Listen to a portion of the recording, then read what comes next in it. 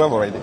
Yeah, as you heard that I'm JP and I'm the leader of refugees, despite kind of nonsense things that people were trying to bring between refugees. But what I would like to say is that I'm so happy and very glad to what happened today, in which manner that the whole world will now witness what South Africa is all about toward refugees.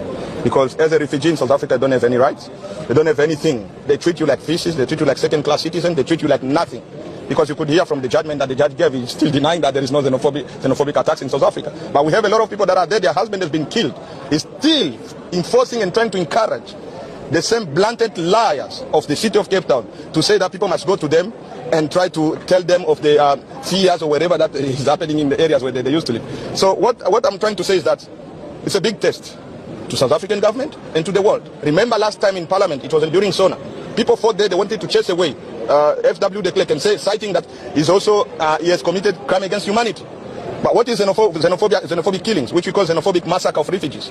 Isn't a crime against humanity, but he's still denying it. That's a judge of the High Court. He's saying there is no such kind of thing that shows that people are in danger. Or xenophobia, he did not agree with that. You understand what I'm saying? But Mr. Balus, yeah. Judge Tulari did make it very clear that while you are protected by the South African Constitution, you need to abide by the rules and regulations of the country, and therefore you must uphold the municipal bylaws. Yes, talking about that, that means he doesn't care about people being killed. If I ask him, can you show me any South African that has been burning refugees alive, looting their stuff, who has been convicted in any court of law in South Africa?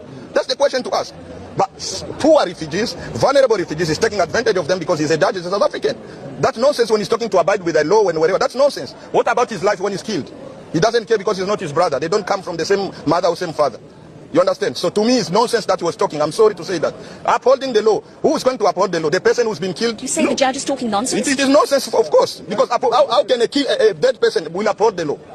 You are talking to people that are still alive. You cannot talk to people that are being killed, which is still denying the fact of people being killed in South Africa. Looted their stuff, burning them alive. He said there is no fact of that, there is no fear of that. So Mr. Balus, what is the way forward? There is an interim order now for the city of Cape Town to enforce their bylaws. What is the way forward for you? The way forward, let me tell you, Aisha, you know, someone who's suffering has nothing to lose. You understand what I mean? So if you understand that, when they were fighting their apartheid, they had nothing to lose. They were going, if they've been shot and whatever, they did not care about. And us as well, we have nothing to lose here. Because we are suffering. If you die, it means they are giving you rest, enough rest. So they can do whatever they want. And if they want to kill, let them come and kill. There are children and women that are sleeping outside. I cannot just take any nonsense judgment that comes today, protecting things than the human beings. You understand what I mean? So being a judge is not a problem. And we're coming just here knowingly that in advance that we are just coming to fulfill the formalities, not to come and argue, because we knew there's no refugee that can get justice, can get any justice in South Africa. And that's what we understand. So to us, it's nonsense. If they want to kill, let them come and kill those people because they have nowhere to go. It's sending them back where they used to be. Did he buy them any house where they send them back? That's the question he should ask himself as a judge. You understand what I mean? If I said these people should go back to where they used to be, did you provide any house? Are you paying them rent? Did you provide them with any work that they can be collecting money or getting money end of the month when they work for? Do you understand? So it doesn't matter to them when it comes to refugees. And this, I declare and say now, apartheid regime can never be declared a crime against humanity. If this xenophobia cannot be declared against a crime against humanity, that means apartheid never been a crime against humanity. They were just crying for nonsense, for waste of time, for lying outside that they were being killed. Because they are doing it to us. They are still doing the same thing that they were crying that the apartheid regime used to do to them. You can see the law that came out.